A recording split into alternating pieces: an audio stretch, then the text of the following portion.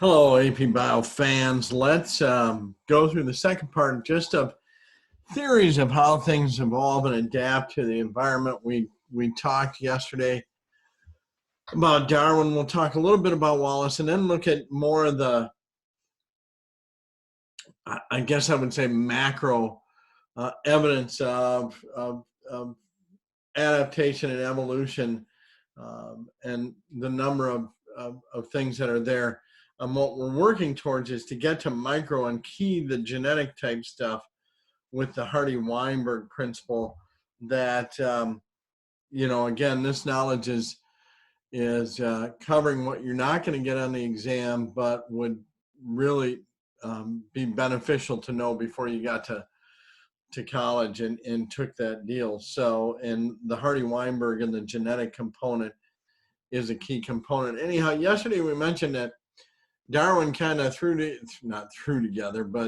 pushed up his An Origin of Species publication timeline after he saw the transcript by Wallace, really kind of using natural selection also as a way of doing things. So I just thought we'd take a minute and look at what Wallace said, and you can see that it's really very similar. And in fact, today, there's almost been an adaptation of both, because there was some terminology by Wallace talking about a population and stuff that's a key component of stuff. Anyhow, here's Wallace. A population is a group of interbreeding individuals that belong to a particular species and share a common geographical area. It is the smallest unit that can evolve. Individuals cannot evolve. Individuals do not evolve. Okay. Evolution can only be measured as a change in relative proportions of those variations in a population over several generations. Natural selection can only amplify or diminish heritable variations. Can't make new ones, can't make old ones. It's just working with what's there, or get rid of old ones. Organisms can adapt to changes in their immediate environment and can be otherwise modified by life experiences, but these acquired characteristics cannot be inherited. Now, I threw in there, and something to think about, subtle differences. We talked yesterday about that's where Lamarck went wrong, that innate desire to be perfect. And so giraffes got longer necks because they stretched them. But what about epigenetics, those non-genetic things that we have talked about that you can inherit that are not DNA heritable? All right. Evolutionists must distinguish between adaptations an organism acquires during its lifetime and those inherited adaptations that evolve in a population over many generations as a result of natural selection. Okay. So it doesn't mean there can't be little bits of changes that, that something can slightly adapt to its environment anyhow, but it's talking about the population. Now, so that was Wallace, and you get an idea that Wallace and Darwin were pretty darn close to each other. Now, the rest of this is just kind of like the end of your book saying, hey, what do we use? What do we use? Where's this evidence that supports our belief that natural selection might be the mechanism to do things? And since these things take many generations, are there modern type examples that, that had maybe a somewhat more rapid development? And yes, especially if you think of MRSA and drug-resistant bacteria. And again, I told you that's kind of a, relative kind of deal, because if you think of how many generations of bacteria you can crank out in what we would think a short period of time, that's still a number of generations. But yes, there are, and I'll select a couple your book talked about. You can read them in detail in chapter 22. There's these things called soapberry bugs, and they like seeds within the fruits, and they poke their beak in and they grab the seed. Okay. In southern Florida, the soapberry bugs feed on balloon vine with a larger fruit, so they have longer beaks. See a picture in a minute. In central Florida, they feed on a golden rain tree with smaller fruit, so they have shorter beaks. Now, the key to this is you're going to see as you read your book and stuff is that the golden rain tree with its smaller fruit was not native to Central Florida. It was introduced, I don't remember what it was, 30, 40 years before they began a study on soapberry bugs, but have seen similar correlation in Louisiana, Oklahoma, Australia, when a non-native plant was introduced. And what it shows in that short period of time, and I believe the picture is next, or there's the picture, and you can, looking at beak size there, you can kind of see it there. Obviously, optimal is where beak size will poke in and be right around where the seeds are. If it's too long, you're going to miss those seeds. If it's too short, you're going to miss those seeds. So the idea that, oh, there it is, 35 years. Beak size has evolved in populations that feed on introduced plants with fruits that are smaller and larger than the native fruits. These are examples of evolution by natural selection, that it can happen in a wild population somewhat rapidly. Okay. Staph aureus, commonly found on people. One strain, MRSA, is a dangerous pathogen, which when penicillin was discovered, and it was the wonder drug, and it was really one of the first big antibiotics, and it was the wonder drug, and they started giving it to everybody and developing other drugs and everything else because folks really became, bacteria became resistant to stuff. Now, you may not experience this because you were probably too young to remember, but it really was only, I'm going to say 10, 12, 13 years ago that doctors were warned, and part of it was MRSA issues and stuff because, you know, Staph aureus is a normal bacteria that doesn't, that your body can do well most of the time defending against until it started developing all these resistance. And we talked about bacteria and conjugation and resistance, developing resistance to bacteria, similar as the F plus, F minus, you know, resistant stuff that's going on. Well, it becomes resistant to penicillin. And part of that is just the amount of penicillin they were kicking out. In fact, a lot of people developed penicillin allergies because, and antibiotic allergies because they were given so much. But it was resistant by 1945. It was big in World War II and stuff as kind of the wonder drug to treat everything. Then it became resistant to methicillin by 1961. After they started using methicillin, and so on and so forth. And the point being that it was very easy for doctors to find amoxicillin, erythromycin, all of these antibiotics that were developed to throw at, you know, people when they had infections, kids and adults and whatever. But what occurs then is you make bacteria resistant to that drug. And then when you think about it, and this is where we're going with Hardy Weinberg and natural selection and looking at some of these things, if you are knocking out all the ones that aren't resistant and the only ones that are left are the ones that are resistant, you got problems, you know. And you can keep throwing drugs at them and find one, but then eventually will become resistant to that. And so you see that shift, that adaptation of the bacteria to the point where now you have MRSA, which Staph aureus in itself is not a great, dangerous bacteria until it started becoming resistant and having forms of Staph aureus like MRSA that are resistant to most everything. So, as I was saying, 10, 13, 14, whatever it was years ago, all of a sudden there was a stop by most physicians, and most are there now, where if you went in, antibiotics came to the point where they were just, you had a little sniffle, you had a hangnail, you were getting run into the doctor for some medicine. Give us the magic pill. And then about, again, 10, 15 years ago, with MRSA and some of the other very dangerous bacteria, dangerous because there's no antibiotic to treat them with,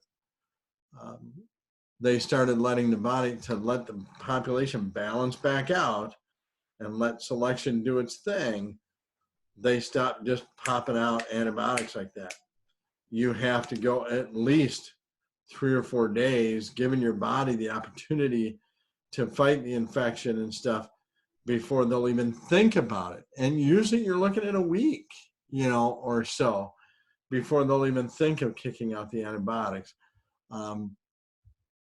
And that was the problem. And so, and you can see all these little insertions and resistance. It's what happened with plasmids during conjugation and stuff, and how much more severe the bacteria became because it adapted in a very short period of time. Okay. All right. So that's just a couple of examples that things can happen rather rapidly in the wild. And again, rapidly is a relative term. Like MRSA, soapberry bugs don't have the longevity that you and I do, so you can get many generations going, but it gives you the idea that things adapt. There's millions of examples where you could go on and find different organisms that adapted to their environment.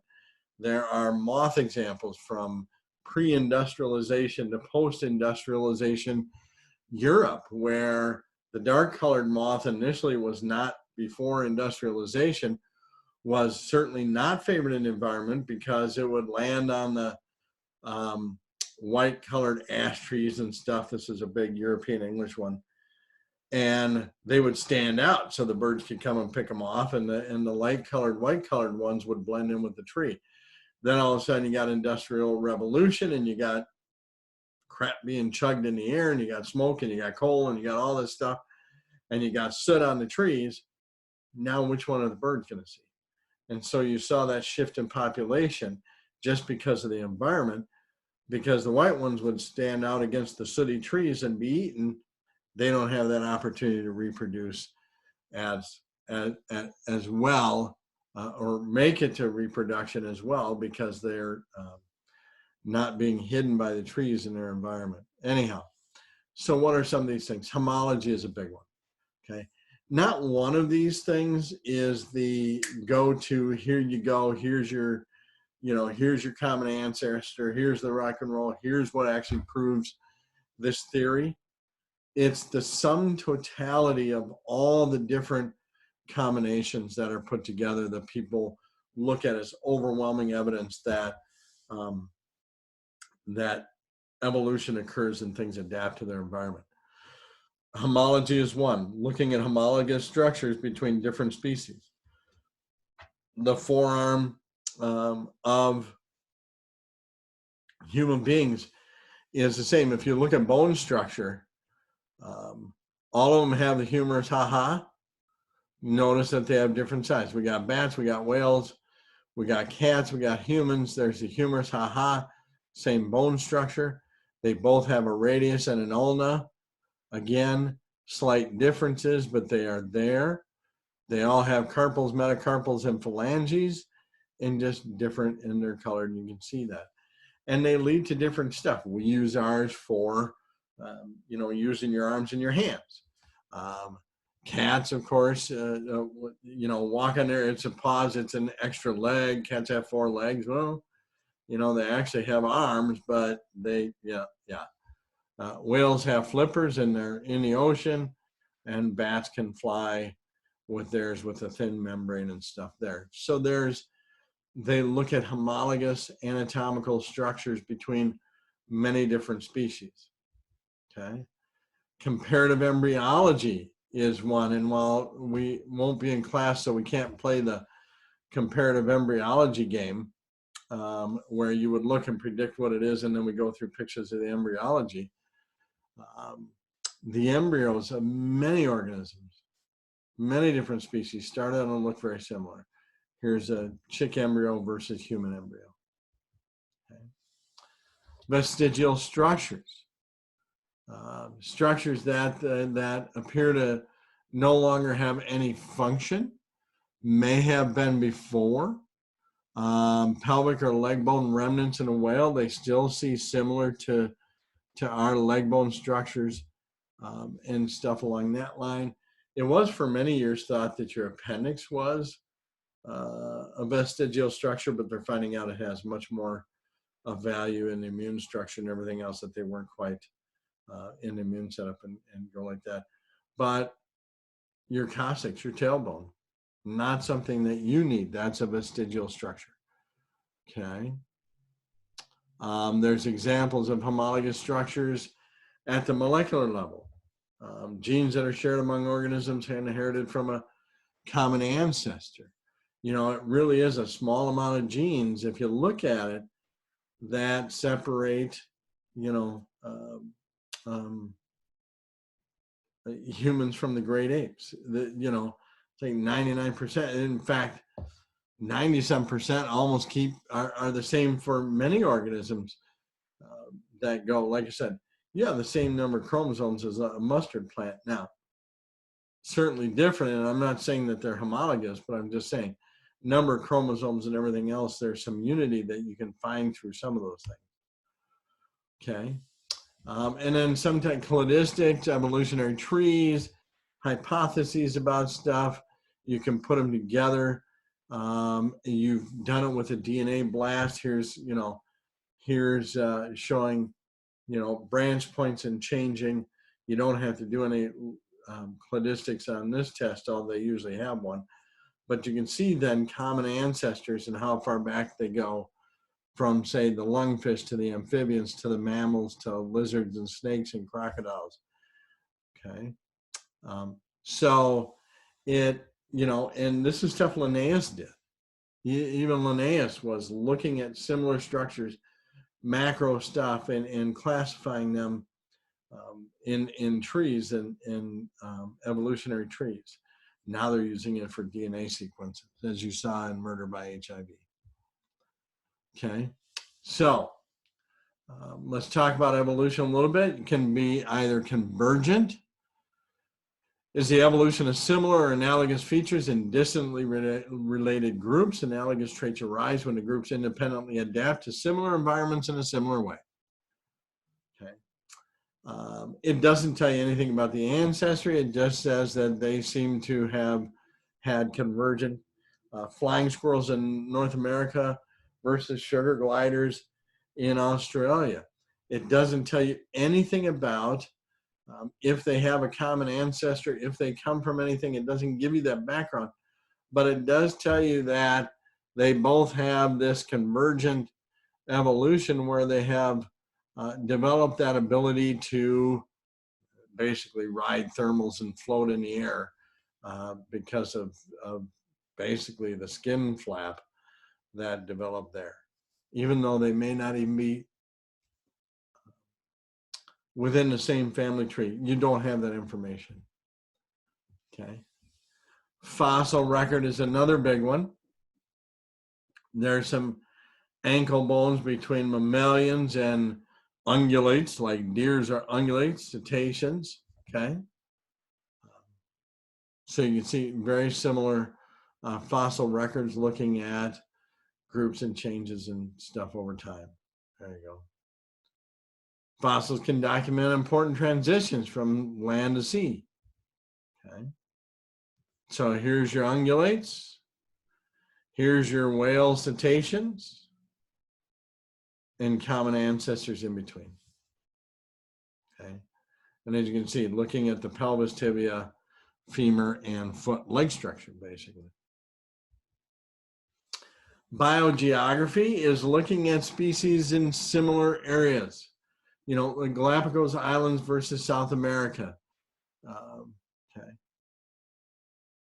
Right. So how are they distributed? How are those species in a given area distributed? And looking for similarities and adaptations and stuff. Earth's continents were formerly united in a large continent called Pangaea, but separated by drift. Okay? And if you combine that idea of continent movement and modern distribution of species, you can make different predictions on where different groups evolved and maybe had a common ancestor. Okay. Endemic species are species that are not found anywhere else in the world. Okay. Islands have many endemic species that are often closely related to species on the nearest mainland or island. Okay. And you can just go to finches, Darwin's finches in the Galapagos. Okay. And you just got speciation as they adapted to that new environment over many generations. And then here's where we're working now, where a lot of the adaptation evolutionary studies are now in biology, molecular biology, an organism's hereditary background reflected in genes and protein products, all sorts of forensic science. Again, you did murder by HIV and did a blast and looked at, you know, that viral questions and similarities. Siblings have more similarity in their DNA than do unrelated individuals. Likewise, two species that are thought to be closely related should share more DNA than a distant related species. So we wrap up here. Is evolution just a theory?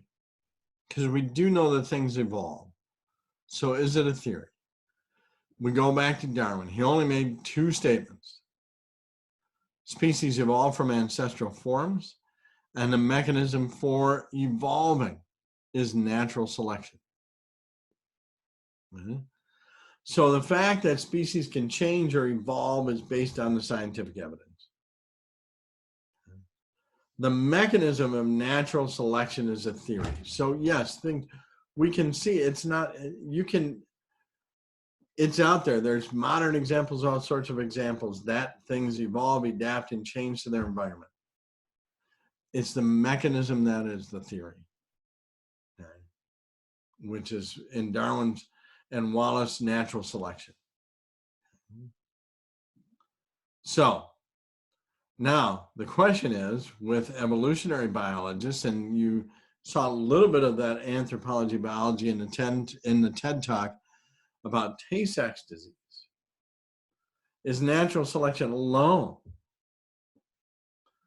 the account of the history of evolution observed in the fossil record? And again, big gaps in the fossil record. That's why you can't just point to it and say that's what's going on. So things do evolve, but how they evolve is the theory. All right. So that's a good quick overview in a couple of days. Then we're going to move into the next chapter in your book. And that's really the meat of stuff that would be big in a future science class. And normally it would be relatively big on the AP exam, but it's not. And that's genetics, allele frequencies, and Hardy-Weinberg equilibrium. So anyhow, that's good for today. Stay healthy, and we'll talk to you tomorrow.